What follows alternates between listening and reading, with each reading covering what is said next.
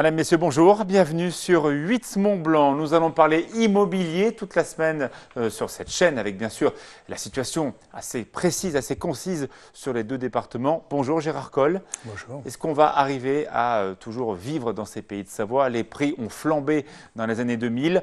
Les choses se sont quand même bien calmées depuis quelques années, surtout dans l'ancien. Ma question toute simple, les prix vont-ils remonter? Écoutez, aujourd'hui, ce qu'on peut dire, c'est qu'effectivement, on a un recul assez évident depuis 2013, donc 2 années.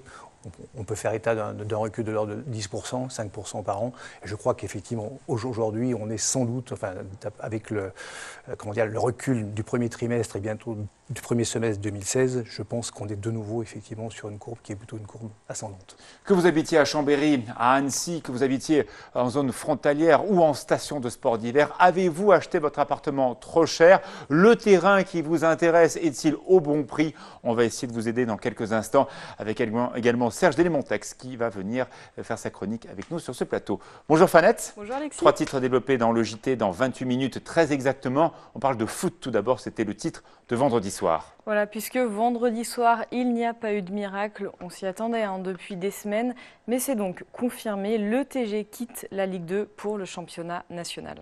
Deuxième titre sportif avec le CSH.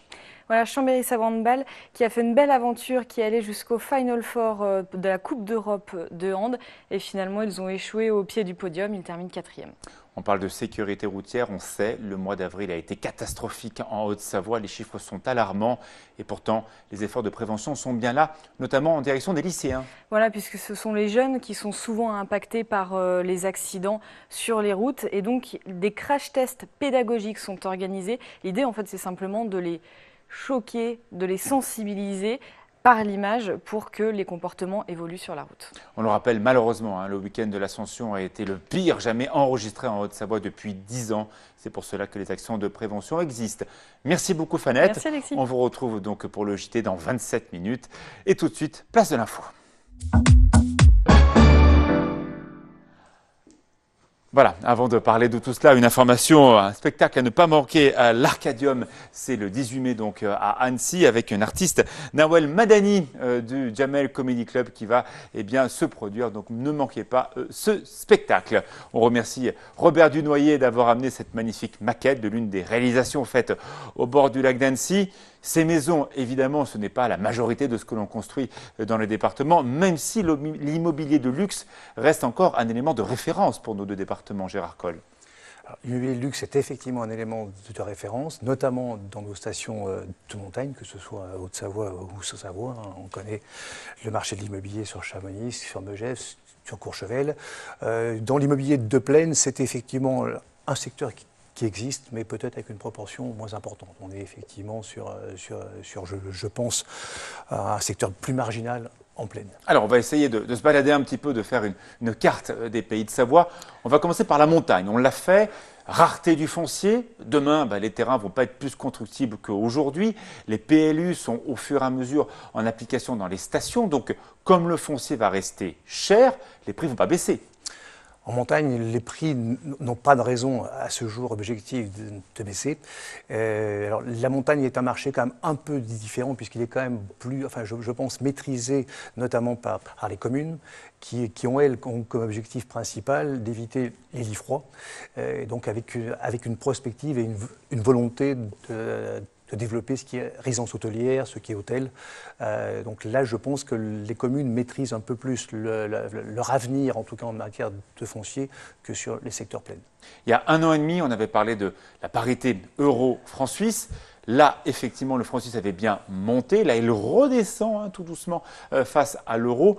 Mais on sent bien cette tension sur le marché immobilier côté français quand on habite à proximité de Genève. Est-ce qu'il est bon d'investir aujourd'hui dans un appartement à proximité d'Annemasse, de Gaillard? Est-ce que c'est encore une source de revenus pour plus tard? Écoutez, concernant le marché frontalier, c'est vrai qu'il y a deux impacts en fait. Enfin, il y a deux facteurs qui ont, à mon avis, influencé sur ce marché. D'une part, vous avez raison, le franc suisse, mais actuellement, on se rend compte qu'il y a quand même une tendance à remonter. On est à 11, 1,12, donc on revient peut-être proche du niveau de 1,20 qu'on a connu il y a 2 ans en arrière, enfin un niveau artificiel à l'époque. Et le second phénomène, c'est quand même l'autoroute, le barreau autoroutier Saint-Julien-Annecy, qui lui, on le sent, nous, en tant que professionnels, a changé la démarche des frontaliers, qui sont plus volontiers venus sur l'agglomération annécienne et qui, je pense, à ce jour, vont commencer à aller sur Aix-les-Bains, voire Chambéry. Alors justement, faisons une petite incursion ensemble, si vous le souhaitez, dans le Chablais. On sait bien, la grande chance de ce territoire, c'est qu'il est magnifique. Le problème, c'est qu'il est difficilement accessible. Imaginons que dans 5 ans, il y ait vraiment un projet de contournement pérenne. Les prix vont exploser à Thonon. Sur le Chablais, c'est vrai que c'est le secteur, en tout cas en Haute-Savoie, c'est assez surprenant. J'étais avec un confrère tout récemment sur le Chablais qui me disait, lui, ce qui le surprenait actuellement, c'est qu'il y avait une programmation de logements neufs très importante. Et c'est vrai que pour lui, c'était plutôt un problème actuellement parce qu'effectivement, on a ce problème d'accès routier qui est très, très compliqué. Maintenant, on va être très clair, le barreau autoroutier, la réalisation, c'est un horizon de 10 ans. Donc, me demander aujourd'hui ce qui va se passer en 2026, on ne sait pas, pour l'instant, je ne sais pas et je reste prudent. Mais c'est vrai que c'est un très beau territoire. La Suisse est à proximité. Alors peut-être aussi qu'il y aura un développement des liaisons translémaniques en fait. C'est une possibilité aussi qui pourrait aussi effectivement influencer le marché du Chablais. Faisons un zoom sur Chambéry.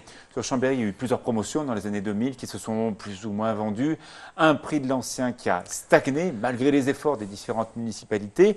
Est-ce que ces villes, on prend évidemment Chambéry, on prend Aix-les-Bains, on prend même le cas de Cran-Gevrier, est-ce que ces éléments dans l'ancien peuvent reprendre un petit peu de vigueur ou non, ça ne bouge pas, on est un peu dans le ventre mou là.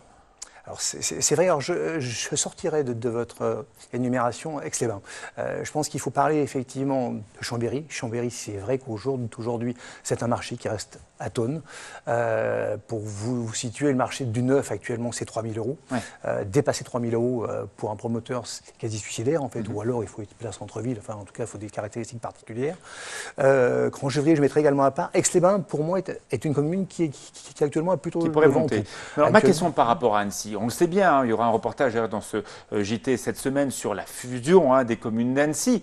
Forcément, les prix à Cran-Gevrier et toutes les communes autour vont flamber pour rattraper les niveaux historiques d'Annecy. On n'est pas loin des niveaux parisiens sur certains endroits.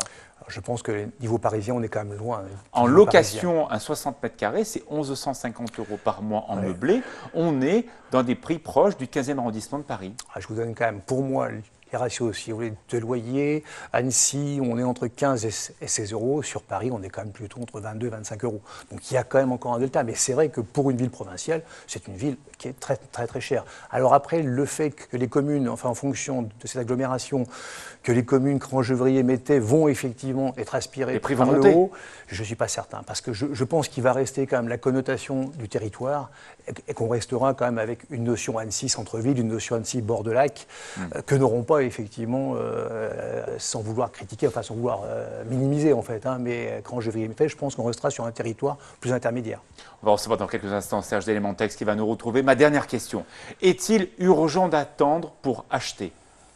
Alors, est-il urgent d'attendre ? Je pense qu'il y a en fait un facteur qu'on n'a pas évoqué, qui est actuellement le facteur des taux bancaires. Et ça, nous sommes actuellement, enfin moi je constate que depuis 6 mois, c'est vraiment une révolution des taux. Si vous voulez, en termes de pouvoir d'achat, pour vous situer sur Grenoble actuellement, en 5 ans, l'acquéreur qui, en 2011, achetait un 45 mètres carrés, aujourd'hui, avec le même effort financier, il achète 60 mètres carrés. Donc c'est 15 mètres carrés de plus, c'est un élément d'opportunité qui est important. Donc vous dire que dans 2 ans, je suis certain que les taux bancaires resteront bas, je vais être très clair avec vous. Actuellement, tout le monde il y a un consensus économique pour dire, effectivement, les taux bas, ça va durer longtemps. Ouais. On a très souvent... Faut-il encore que les banques prêtent et que les assurances soient débloquées ? C'est un autre débat. Vous restez avec nous tout de suite, la pub, et après Thierry Paulne pour la météo, et on accueillera Serge d'Elementex.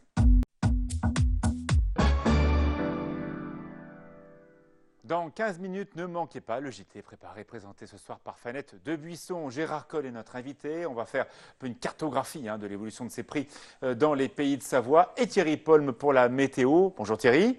Bon, on voit un temps très instable. Un coup il fait froid, un coup il fait chaud. C'est très instable tout ça. Et c'est pas fini. On va encore avoir ce type de temps pour le reste de cette semaine. Avant sans doute la semaine prochaine, l'établissement d'un temps un peu plus de saison, on va dire. Oui, c'est-à-dire plus chaud. Plus chaud, oui, et puis plus ensoleillé. C'est tout se confirme, évidemment. Vous savez que ce mois de mai est à l'image de ce mois d'avril, même de la fin mars. C'est frais. On reste, oui, sur l'impression qu'on a depuis plusieurs mois maintenant, c'est-à-dire que c'est pas ça, quoi. C'est pas, on n'a pas eu d'hiver, on n'a pas eu de printemps. On espère qu'on aura un été au moins. On verra, mais pour l'instant, on reste sur cette lignée, encore cette semaine en tout cas. Ouais. Alors comment vous allez rassurer Gérard Coll qui a de magnifiques appartements à louer et à vendre au bord du lac d'Annecy? Il faut qu'il fasse beau, Gérard Coll, pour vendre des appartements, non? L'impact météo n'est pas négligeable. C'est vrai que j'aimerais entendre qu'il y a le printemps de l'immobilier, mais c'est pas, en tout cas le printemps météo pour l'immobilier, c'est pas le cas pour l'instant. Alors pour Thierry, ça finira est-ce qu'il fera beau sur les terrasses? Là, il va finir par faire beau, forcément. Hein. On va vers l'été, donc il va pas neiger, ça c'est sûr. non, ça devrait. Bon, on espère, quoi. Bon, après, ça reste de la prévision, voire de la voyance. Hein. Pour le juin-juillet, je vous vois venir. Je le vois venir, il va me dire juillet, ça va être comment? Mais oui, l'été, il sera comment l'été, Thierry? Je ne sais pas. Vous savez très bien ce qu'on. Vous n'aimez pas trop ça? Non, j'aime pas trop. Vous aimez bien, par contre, regarder les températures. Vous observez les températures. On retrouve depuis quelques semaines des matins où il fait frais. La température monte bien pendant la journée, mais le matin, il faut mettre un petit gilet. Oui, elle a une grande amplitude en ce moment de température qui est assez importante entre le matin et l'après-midi. Donc oui, on ne sait pas trop comment s'habiller. Il va falloir passer ce cap pour retrouver tout ça se mette en place. En gros, dans 10 jours, ça sera mieux, c'est ça? Disons que dans 10 jours, ça va commencer à se stabiliser, je pense, oui. D'accord. Allez, une note sur 20 pour le temps de demain. Je dirais 15 sur 20. Ce sera pas... c'est une bonne note. Oui, c'est une bonne note. Demain, ce sera encore assez agréable. Des températures qui vont encore rester proches de 20 degrés. Un soleil qui sera majoritairement présent, même si ça va commencer à se couvrir, car il y a une dégradation qui interviendra malheureusement dans la soirée dimanche. Et pour jeudi. Ah oui, d'accord. Et aussi dimanche, jeudi. c'est pas terrible. Oui, dimanche, on en reparlera. On en reparlera. Bon, ils n'ont pas eu froid aux pieds. Ce sont les frères de Paris qui se sont baladés dans le Foron pour faire de la pêche. On regarde un extrait de la place du village qui sera diffusé là dans une heure.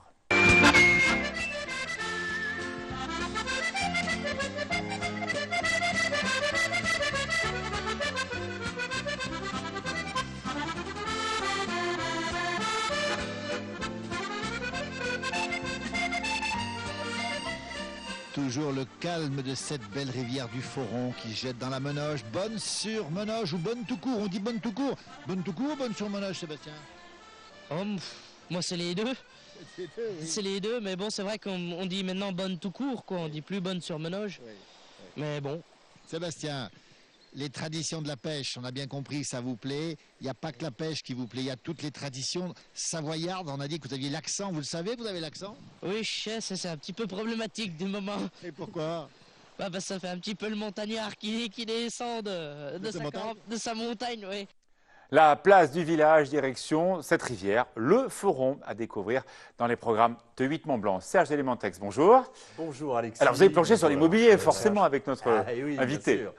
J'ai voulu faire le lien en fait entre immobilier, logement et économie de nos départements en faisant une différence entre Savoie et Haute-Savoie. Je vous propose de commencer par là où la situation est la plus tendue, c'est en Haute-Savoie où la construction immobilière peine à suivre le dynamisme économique du département. En fait, il faut savoir que depuis 2009, l'emploi salarié privé a progressé de 10% en Haute-Savoie alors que dans le même temps, en France, il diminuait de 1,5%.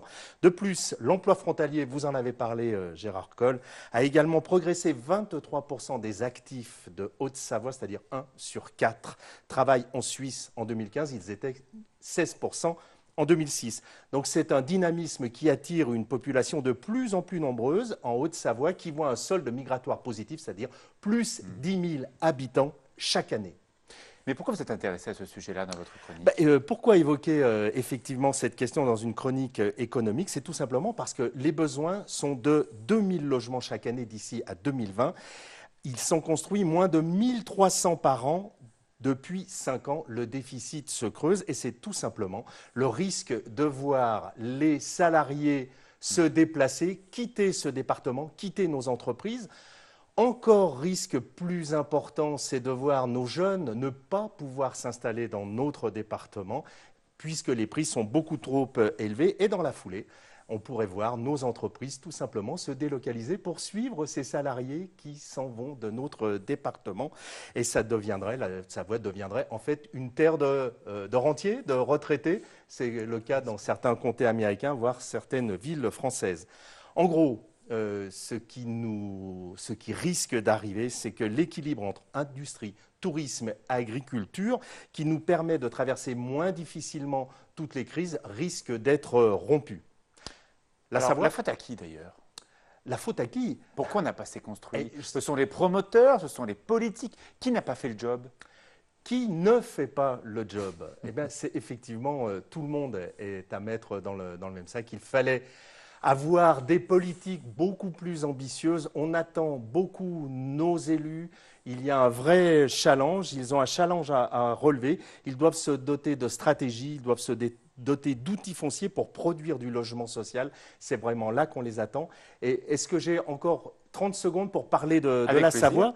Parce que la Savoie, là, c'est différent. La progression est moins forte et il y a une seule tension puisque c'est sur les métiers du tourisme. La Savoie mobilise plus de 22 000 emplois directs dans le tourisme, un chiffre d'affaires qui est estimé à la moitié du PIB dans ce département. Et là où la tension est très forte, c'est sur les emplois saisonniers. Et sans emplois saisonniers, la Savoie serait en difficulté.